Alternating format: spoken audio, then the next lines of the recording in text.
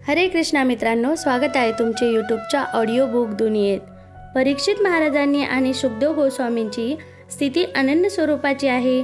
परीक्षित महाराज हे श्रीकृष्णांच्या दिव्य लीला श्रवण करण्याकरिता एक सुयोग्य श्रोते आहेत आणि सुखदेव गोस्वामी या लीलांचे वर्णन करण्याकरिता एक परम योग्य वक्ते आहेत। अशा दुग्ध शर्करा योग्य शक्य झाला तर कृष्ण कथांचा त्वरित उलगडा होतो, त्याचे रहस्य कळून येते आणि श्रोत्यांना शक्य तितका अधिक लाभ होतो।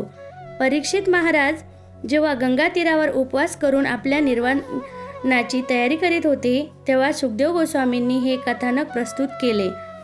कृष्ण कथांच्या श्रवणाने आपला थकवा येत नाही याबद्दल सुखदेव गोस्वामींनी खात्री करून देण्याकरिता परीक्षित महाराज स्पष्टपणे सांगतात, श्रुता तृषा या सामान्य जनांना किंवा मलाही त्रस्त करू शकतात, परंतु कृष्णकथा या इतक्या रोचक आहेत की त्यांचे अखंडपणे श्रवण करूनही थकवा येतच नाही, कारण अशा श्रवणाने मनुष्याला दिव्य अवस्था प्राप्त होत असते। मनुष्याने परीक्षित महाराजाप्रमाणे आस्थापूर्वक कृष्णकथा श्रवण करण्यात सौभाग्यशाली असले पाहिजे।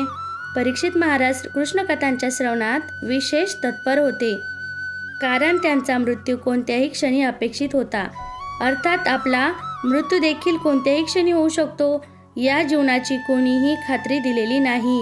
मनुष्य तरुण असो किंवा वृद्ध, मृत्यू कधीही येऊ शकतो, म्हणून मृत्यूपूर्वीच आपण पूर्ण कृष्ण भावना भावित झाले पाहिजे।